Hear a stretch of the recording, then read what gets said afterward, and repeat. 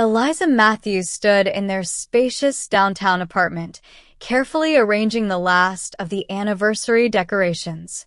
15 years of marriage to Thomas deserved celebration, even if things hadn't been perfect lately. The city lights twinkled through floor-to-ceiling windows as evening descended, casting a warm glow across the elegant space where dozens of their closest friends would soon gather. At 42, Eliza had built a successful interior design business, while Thomas's investment firm had flourished, their professional successes masking the growing distance between them. She smoothed her emerald dress, Thomas's favorite color, and touched the diamond pendant he'd given her on their 10th anniversary, hoping tonight might rekindle something they'd lost. The doorbell chimed, and Eliza took a deep breath, plastering on her hostess' smile. "Just be present tonight," she whispered to herself. No checking his phone, no questioning late meetings. Their friends arrived in waves, filling the apartment with laughter and congratulations. Thomas worked the room with his characteristic charm, his tall frame and confident smile drawing people in as always. Watching him, Eliza felt a familiar ache, remembering when that charm had been directed primarily at her. She was refilling the champagne fountain when she felt a presence behind her. "You look beautiful tonight," came Thomas's voice, deeper than usual, his hand resting lightly on her waist. Something felt different. His touch lingered with an intimacy that had been absent for months. When she turned, his eyes held hers with an intensity that made her breath catch. "Thank you for 15 years, he said, kissing her cheek. The gesture was so tender that Eliza found herself blinking back unexpected tears. For a moment, she allowed herself to hope. Perhaps tonight would mark a new beginning. As the evening progressed, Eliza noticed Thomas checking his watch repeatedly after 9 o'clock. His phone buzzed in his pocket, and the slight smile that crossed his face sent a chill through her. She'd seen that smile before. It wasn't for her. By 10, Thomas had grown distracted, his eyes frequently drifting to the door. When the bell rang again, Eliza was deep in conversation with her college roommate. She didn't immediately notice the striking woman who entered, tall, blonde, and at least 10 years younger than Eliza. She wore a fitted red dress that commanded attention, her confidence evident in every step. It wasn't until the room grew unusually quiet that Eliza looked up, following everyone's gaze to where Thomas stood frozen, staring at the newcomer with undisguised longing. The woman, Vanessa, Eliza would later learn, hesitated only briefly before crossing the room directly to Thomas. What happened next seemed to unfold in slow motion. Thomas, apparently forgetting they were surrounded by friends and colleagues, took Vanessa's face in his hands and kissed her deeply, passionately, without reservation. The kind of kiss Eliza hadn't received in years. The room fell silent. Glasses stopped clinking. Conversations halted mid-sentence. All eyes darted between the embracing couple and Eliza, waiting for the inevitable breakdown, the scene, the tears. But Eliza didn't cry. She didn't scream or throw things or collapse in a heap of humiliation. Instead, a strange calm washed over her, as if she were watching a play she'd already seen, already knowing the ending. The pieces clicked into place, the late nights, the business trips, the emotional distance, the password changes on his phone. She set down her champagne flute with deliberate care and walked toward them, her steps measured and unhurried. Thomas and Vanessa broke apart when someone cleared their throat loudly. Thomas's eyes widened with horror as he registered what he'd done, where he was, who was watching. His face drained of color as Eliza approached. "Eliza, he began, but she raised a hand, silencing him. The room held its collective breath. "I believe," Eliza said, her voice clear and steady, You've mistaken me for someone who doesn't know her worth. She turned to Vanessa, whose confident facade had cracked slightly. He's all yours now. I hope you realize what you're getting. Then, addressing the stunned room, thank you all for coming to celebrate 15 years of what I thought was a marriage. The party is over, but please take some cake home. With that, Eliza walked to their bedroom, closed the door softly behind her, and only then allowed a single tear to fall. Outside, she could hear the awkward shuffle of departing guests, murmured apologies, and Thomas's desperate attempts to explain. She changed into comfortable clothes, packed an overnight bag, and called her sister. By the time she emerged, only Thomas remained, sitting on the couch with his head in his hands. Where are you going? He asked, his voice hoarse. To Claire's. I'll be back tomorrow to discuss next steps. Thomas stood, reaching for her. Eliza, please, it wasn't what it looked like. I was surprised to see her. I didn't invite her. Eliza stepped back. 15 years, Thomas. 15 years, and you couldn't even pretend to be faithful on our anniversary. She walked to the door, then paused. The worst part isn't the affair. It's that you wanted to humiliate me. You wanted me to break down in front of everyone we know. Why? Thomas had no answer. The next morning, after a sleepless night at her sister's apartment, Eliza met with a divorce attorney who had been recommended by a client. The lawyer was direct and efficient, outlining Eliza's options given Thomas's public infidelity. Armed with this information and a newfound resolve, Eliza returned to the apartment to confront her husband. She found him in the kitchen making coffee, looking as if he hadn't slept either.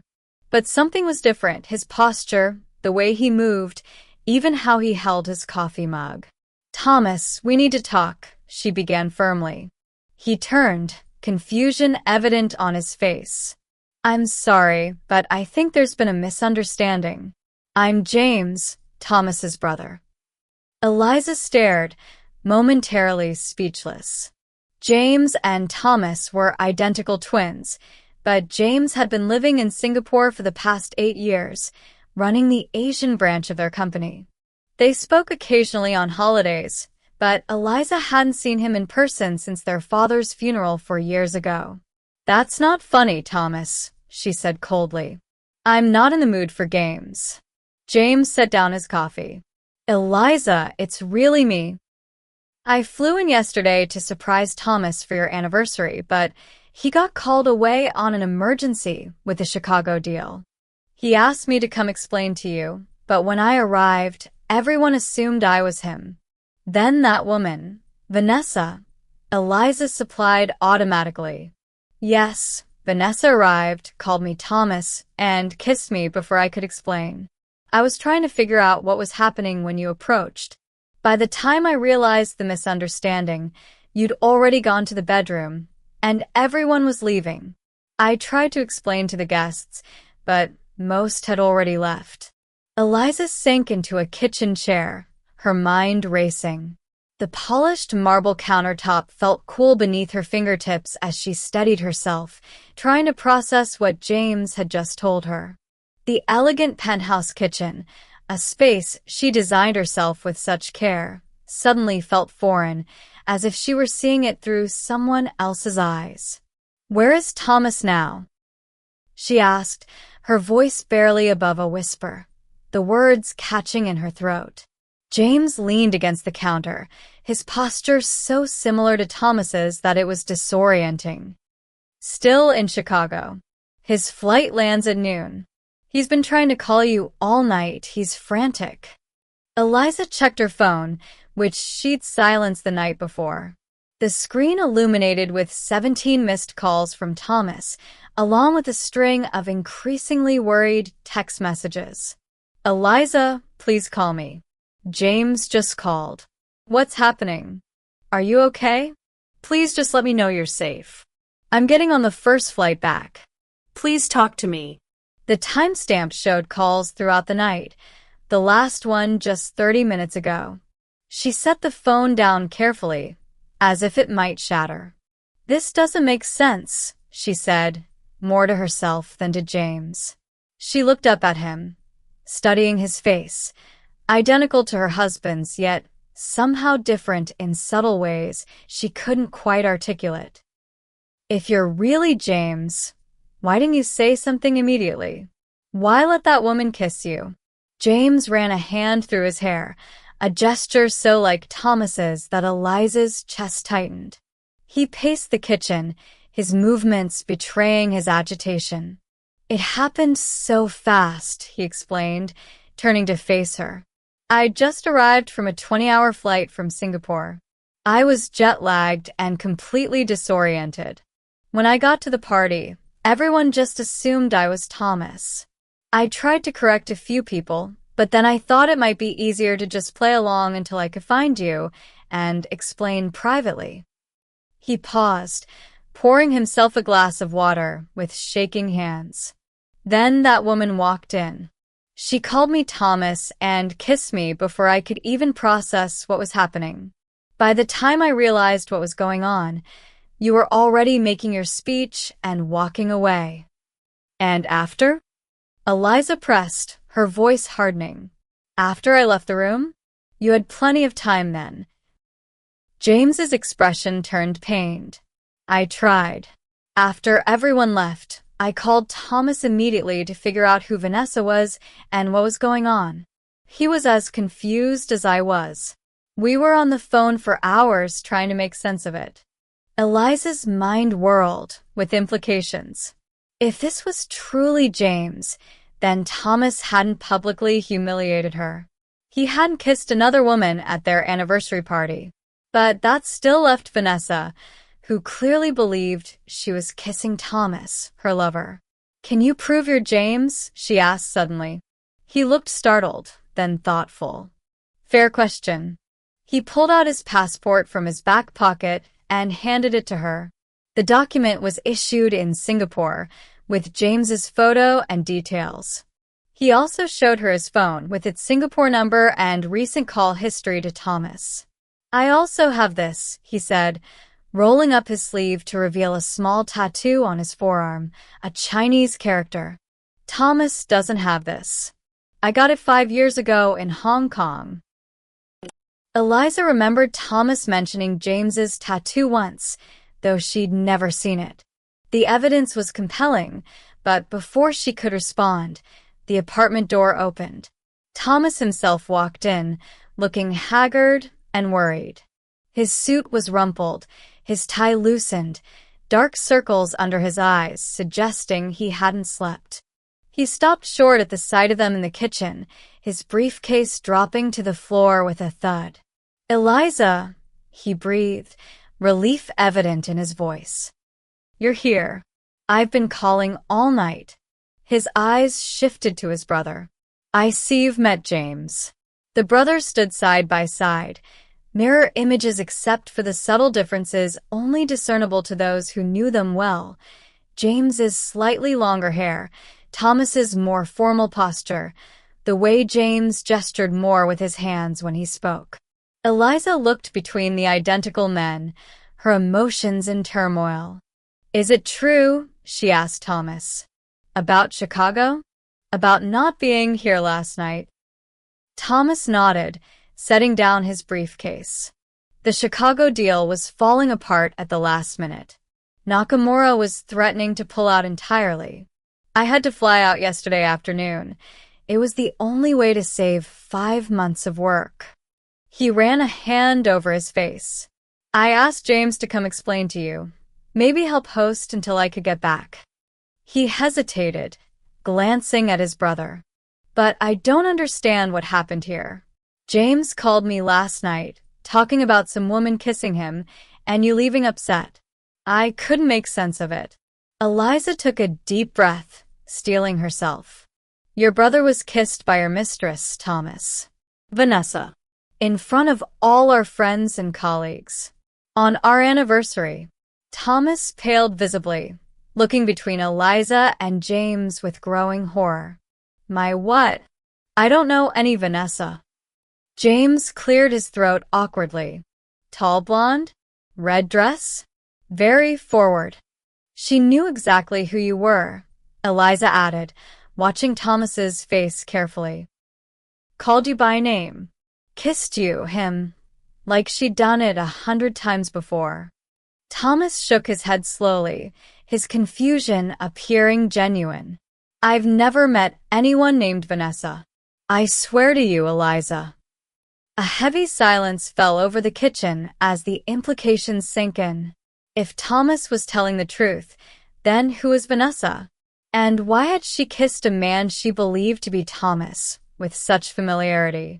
James's phone rang, breaking the tension. He glanced at the screen. It's my assistant in Singapore.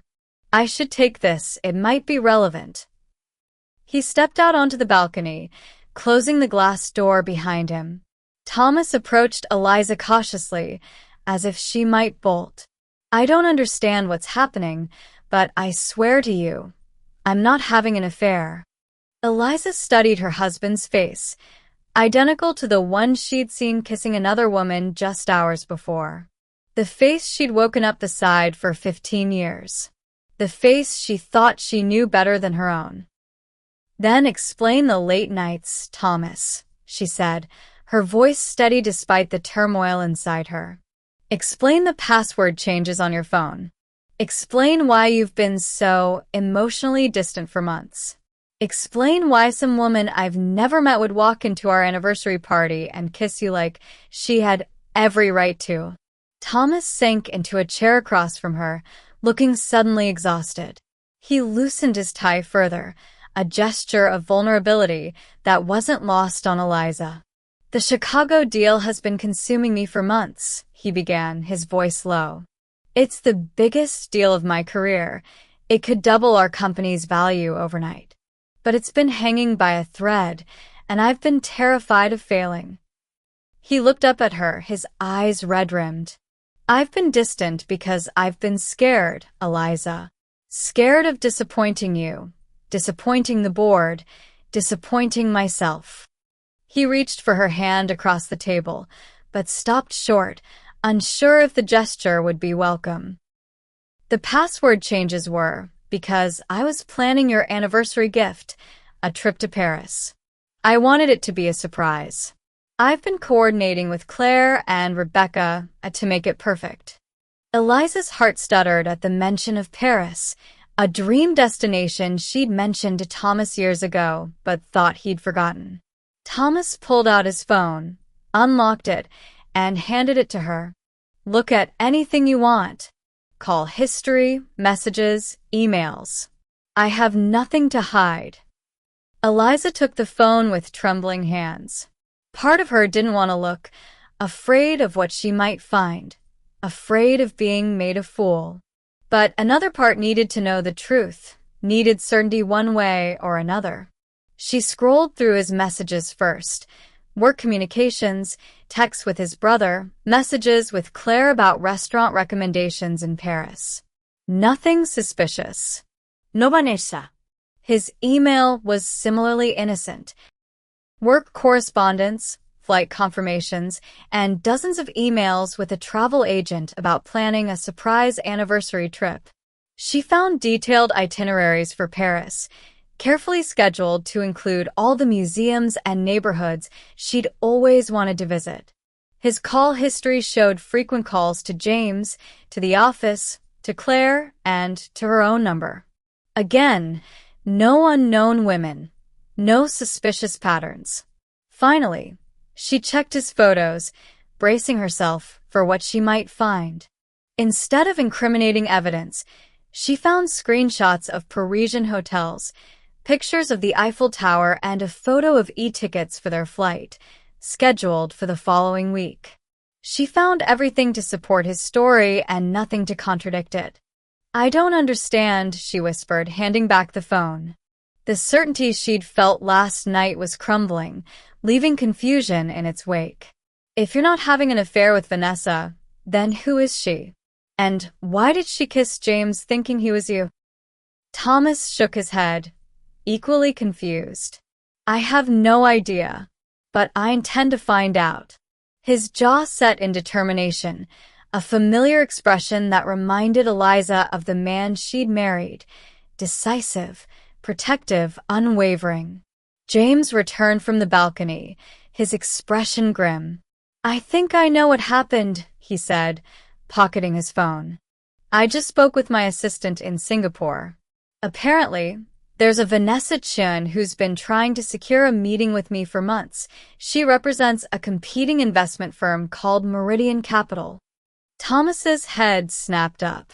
Meridian? They've been trying to undermine the Chicago deal from the beginning. James nodded.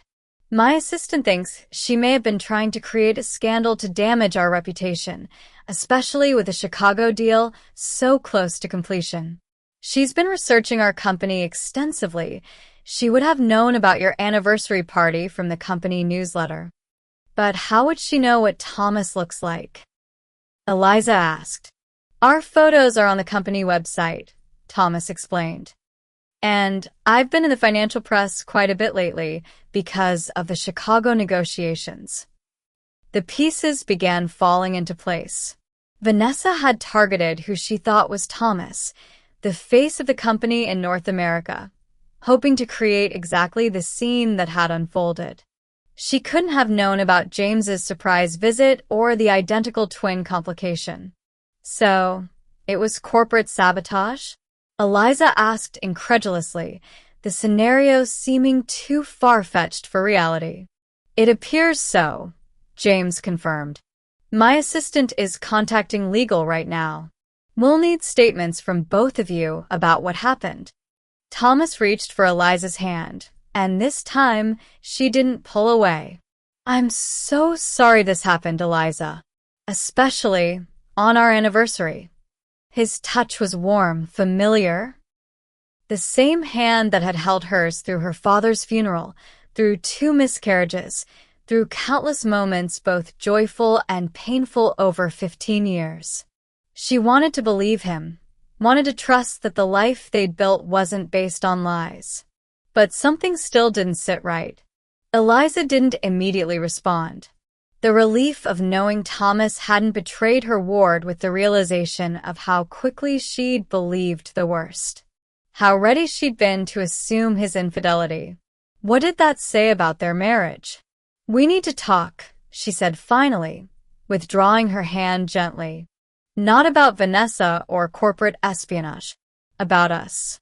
About why I so easily believed you would humiliate me like that." Thomas nodded solemnly, understanding the gravity of what she was saying. "You're right." James cleared his throat awkwardly. "I should give you two some privacy. I'll be at the hotel if you need me." He gathered his things, squeezing Thomas's shoulder supportively before leaving. When the door closed behind him, the apartment fell silent.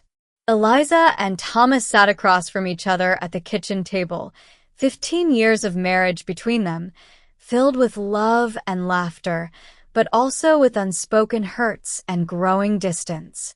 "I need to know why," Eliza began, her voice steady. "Why did I immediately believe you were having an affair? Why didn't I even question it for a second?" Thomas looked down at his hands. "Because I've been absent," he admitted quietly.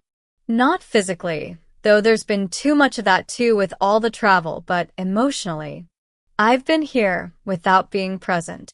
"When did it start?" she asked. "When did we stop talking to?" They moved to the living room, sitting on opposite ends of the sofa they'd chosen together years ago, gradually moving closer as walls began to come down. Thomas admitted how the pressure of work had led him to emotionally withdraw rather than burden Eliza with his fears of failure. "I didn't want you to see me as weak," he confessed. "You've always seen me as the strong one, the provider, the protector. I didn't know how to tell you. I was terrified of failing." "But that's exactly when I needed you to talk to me," Eliza countered. "Instead, you shut me out. Do you know what that felt like? To watch you retreat further and further away from me." "I thought I was protecting you," Thomas said, his voice breaking. I thought I was being strong. That's not strength, Thomas. That's pride.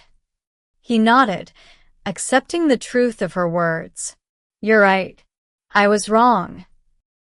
Eliza confessed her growing insecurity as Thomas became more distant, how she begun to doubt herself and their relationship. I started wondering if you were bored with me, she admitted. If you regretted choosing me. If you were looking for someone else. Never, Thomas said fiercely. Not for a single moment. But how would I know that? Eliza challenged. You stopped telling me things. You changed your phone password. You came home later and later. What was I supposed to think? I stopped telling you things because I didn't want to worry you, Thomas explained, running a hand through his hair in frustration. But in trying to protect you, I made you feel excluded. And I interpreted your distance as disinterest or worse, Eliza acknowledged, the realization painful but necessary. Instead of asking directly, I made assumptions. They talked about communication patterns they'd fallen into, about needs that had gone unexpressed, about expectations that had never been articulated. They talked about the miscarriages they'd never fully processed, about the decision to stop trying for children that had left invisible scars on both of them. I think we both retreated to safer ground, Thomas reflected. Work was something I could control when I couldn't control whether we'd have a family. And I threw myself into my business for the same reason, Eliza agreed. But somewhere along the way, we stopped retreating together and started retreating from each other. They talked until afternoon turned to evening, ordering takeout when they got hungry, continuing their conversation over cartons of Chinese food. The familiar ritual, sharing food from each other's containers, Thomas remembering her preference for extra soy sauce, Eliza automatically ordering his favorite dumplings, reminded them of the foundation that still existed beneath the cracks. I think, Thomas said carefully as they cleared away the empty containers, this misunderstanding might have been the best thing that could have happened to us. Eliza raised an eyebrow, pausing with a container in hand. Finding out my husband was falsely accused of having an affair through corporate espionage? That's your idea of a good thing? Thomas smiled slightly, the first genuine smile she'd seen from him in months. No, being forced to have this conversation. To really look at what's been happening between us. He took the container from her hand and set it down, then reached for both her hands across the kitchen island. I don't want to lose you, Eliza. Not to a misunderstanding, not to poor communication, not to anything. His eyes held hers, vulnerable and sincere in a way they hadn't been in too long. Eliza felt something shift inside her, a wall beginning to crumble. I've missed you, she admitted softly.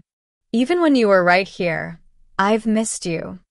I've missed you too, Thomas replied, his voice rough with emotion. More than I realized until I thought I might lose you. Eliza squeezed his hands. I don't want to lose you either. But we can't go back to how things were. Something has to change. Everything can change, Thomas promised. Starting now. The next morning, they met with James and the company's legal team to address the Vanessa situation. The evidence against her was substantial. Security footage from the building showed her arriving alone and leaving hastily after the confrontation, and background checks confirmed her employment with Meridian Capital, the firm competing for the Chicago deal. We have enough to pursue legal action, the head lawyer explained. Corporate espionage, defamation, intentional infliction of emotional distress. What do you want to do? Thomas asked Eliza, making it clear the decision was hers. Eliza considered the options. Part of her wanted Vanessa to pay for the pain she'd caused, for the humiliation she'd intended to inflict. But another part recognized that pursuing legal action would mean prolonging the drama, keeping the wound open. I want it handled quietly, she decided. I don't want this to become public spectacle or gossip, but I do want her to face consequences. The legal team nodded, respecting her wishes. We'll send a cease and desist order and contact her employers with evidence of her actions. She'll likely be terminated, and we'll ensure she can't harm your reputation or your company again. Thank you, Eliza said, feeling a weight lift from her shoulders. After the meeting, James prepared to return to Singapore. I'm sorry my surprise visit caused so much chaos, he told them as they stood in the apartment foyer. It wasn't your fault, Eliza assured him, embracing her brother-in-law. In fact, in a strange way, I think you helped save our marriage. James smiled, the expression so like Thomas's, yet distinctly his own. Then my work here is done. He turned to his brother. Don't wait another 4 years before visiting, okay? And maybe next time I'll wear a name tag. Thomas laughed, embracing his twin. Deal. And thank you for everything. After James left, Thomas turned to Eliza. I called the office. I'm taking 2 weeks off, starting now. Eliza looked surprised. What about the Chicago deal? It's important, but not as important as us, Thomas said simply. Besides, the team can handle the final details. I've trained them well. What about Paris? Eliza asked, remembering the tickets she'd seen on his phone. Thomas smiled.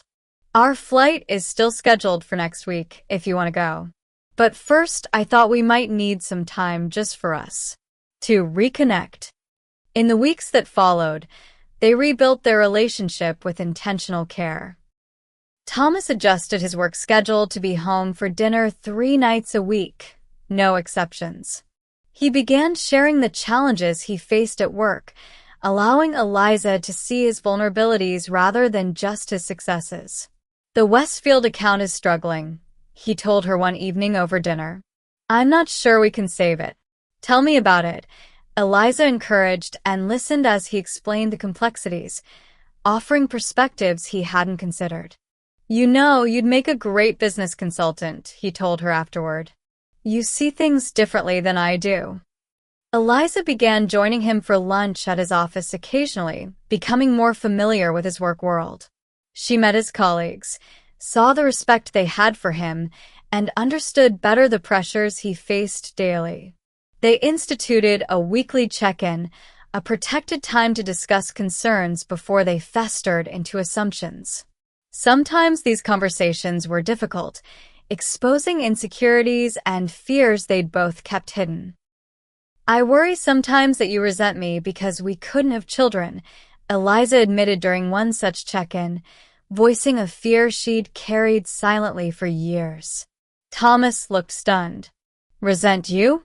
Eliza, no. Never. Those losses were ours to bear together. If anything, I've worried that you regret choosing someone who couldn't give you the family you wanted. The only family I need is you, she told him, the truth of it washing over her like a wave. You're enough, Thomas. You've always been enough. The legal team handled the Vanessa situation quietly but effectively. She was fired from her firm when the attempted corporate sabotage came to light, and a cease and desist order ensured she wouldn't trouble them again. A few friends who had witnessed the anniversary party incident inquired delicately about what had happened, and Eliza and Thomas decided on a simple, honest response. It was a case of mistaken identity and corporate espionage, they explained. Thomas wasn't even at the party. It was his identical twin brother, James. Most accepted this explanation with relief, happy to see the couple working through the misunderstanding. A few remained skeptical, but Eliza found she no longer cared about their opinions. She knew the truth, and more importantly, she and Thomas were finding their way back to each other. James returned to Singapore, promising not to wait another 4 years before visiting again. Next time, I'll give you proper warning, he joked during a video call. And I'll wear a shirt that says, "Not Thomas's, just to be safe." 6 months after the anniversary party incident, Thomas and Eliza finally took their postponed trip to Paris. The city was everything Eliza had dreamed it would be: the architecture, the food, the art, the history. But more meaningful than the destination was the way they experienced it together, fully present with each other in a way they hadn't been for years. They strolled hand in hand through the Louvre, got lost in the winding streets of Montmartre, and shared pastries at tiny cafes where no one knew their names or their story. They took a cooking class together, laughing as they attempted to master French techniques under the stern eye of a Parisian chef. "Your roux is too thin," the chef told Thomas in heavily accented English. "Story of my life," Thomas replied with a wink at Eliza, who dissolved into giggles. On their last night, over dinner at a small bistro near the Seine, Thomas raised his wine glass. "To misunderstandings that lead to understanding," he toasted. Eliza clinked her glass against his. "And to never taking each other for granted again." The candlelight caught the gold of her wedding band as she raised her glass, reminding her of promises made 15 years ago and renewed in recent months. They had weathered a storm that might have destroyed a weaker marriage, emerging stronger for having faced it together. Later, strolling along the river, Eliza reflected on how close they'd come to losing everything over assumptions and poor communication. The Seine flowed dark and mysterious beneath the bridges, the lights of the city reflecting on its surface like scattered stars. "You know," she said, stopping to lean against the stone wall overlooking the water, "when I thought you'd kissed another woman in front of everyone, the worst part wasn't the betrayal." Thomas turned to her, his expression questioning. "It was thinking you wanted to humiliate me," she continued. "That you wanted to see me break down in front of everyone we know. That felt so cruel, so calculated. I couldn't reconcile it with the man I married." Thomas stopped walking, turning to face her. His eyes reflected the city lights, earnest and pained. "I would never want to see you hurt, Eliza. Never. Not for a single moment in 15 years have I ever wanted to cause you pain." "I know that now," she said softly, reaching up to touch his face. "But we let so much distance grow between us that I could believe the worst of you. That's what scared me most when I look back, how far apart we drifted without even realizing it." Thomas pulled her close, his arms encircling her waist. Around them, other couples strolled by. Tourists took photos of the illuminated Notre Dame in the distance, and street musicians played soft melodies that floated on the night air. "Not anymore," he promised, his breath warm against her hair.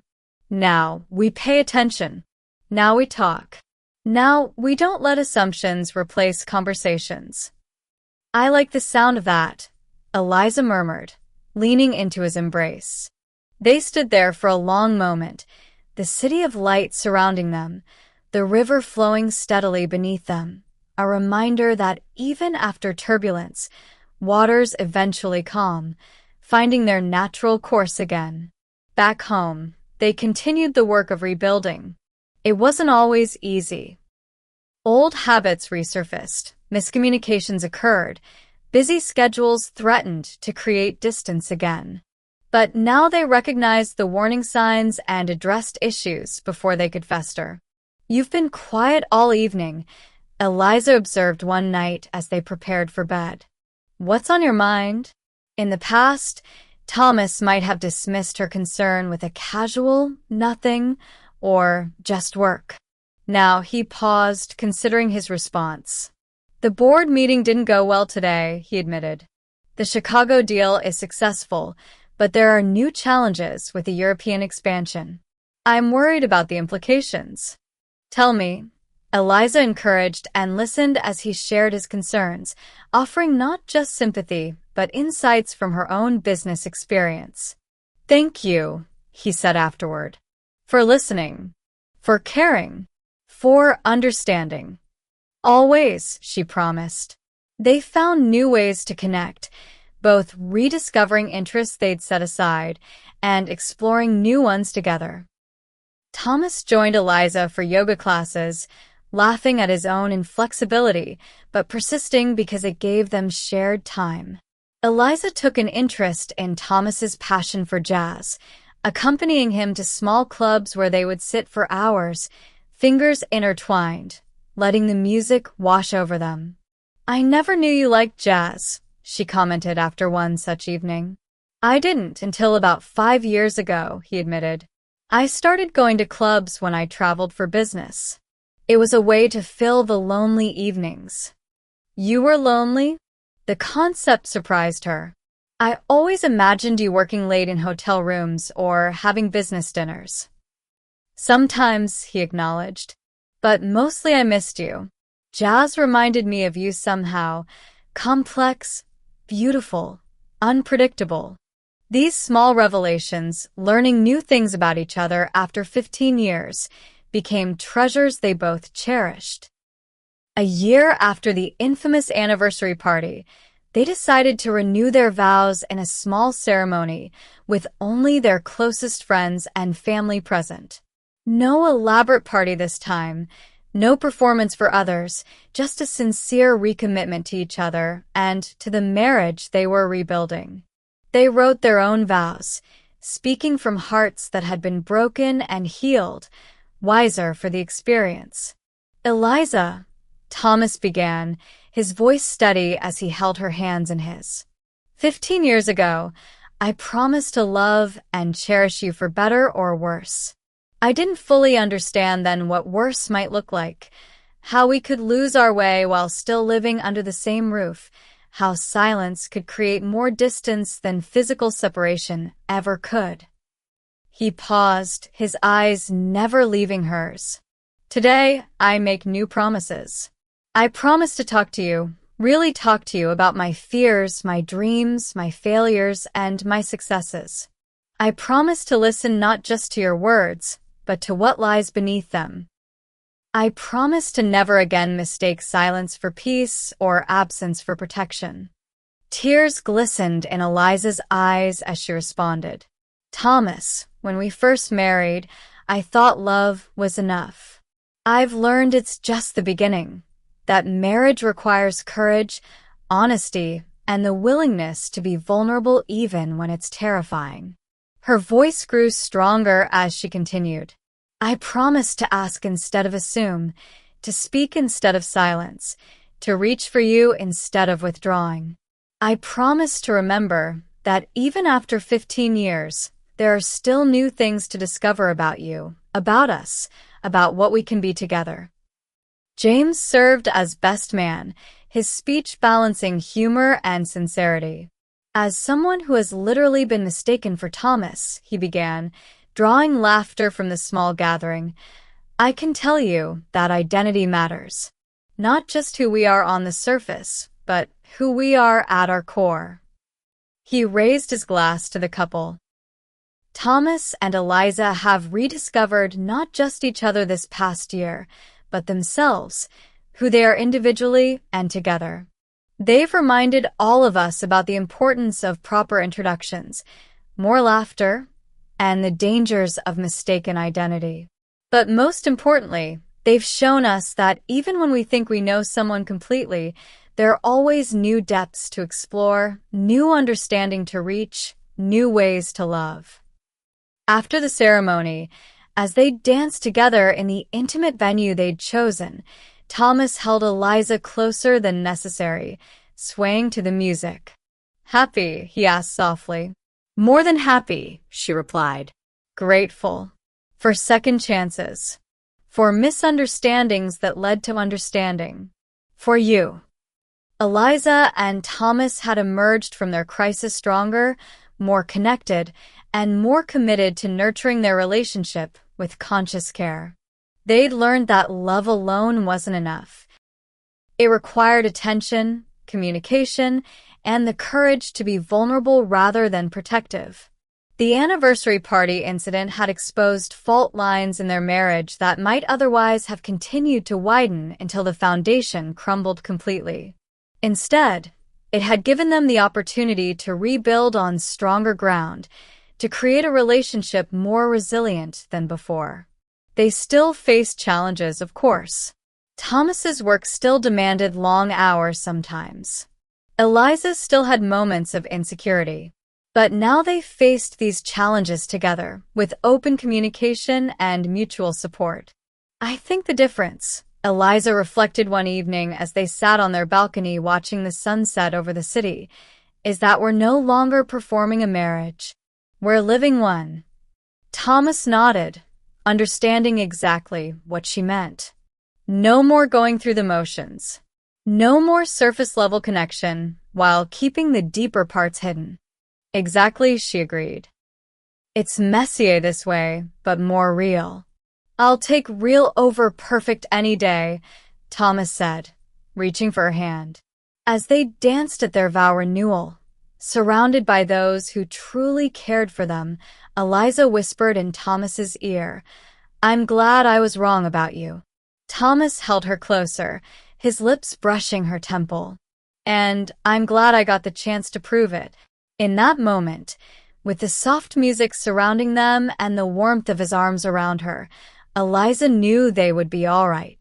Not because they were perfect or because they would never face challenges again, but because they had learned how to face those challenges together, with honesty, with courage, and with the deep understanding that came from nearly losing everything and finding their way back to each other. The mistaken identity that had nearly torn them apart had ultimately revealed their true selves to each other and to themselves. And in that revelation, they had found not just the marriage they had been trying to save, but the one they had always wanted, authentic, resilient, and built on a foundation strong enough to weather any storm. If you enjoyed this story about mistaken identity and relationship renewal, please like this video and subscribe to our channel for more emotional relationship stories. Share with friends who might need a reminder about the importance of communication in relationships. What would you have done in Eliza's situation? Comment below with your thoughts or the biggest lesson you took from this.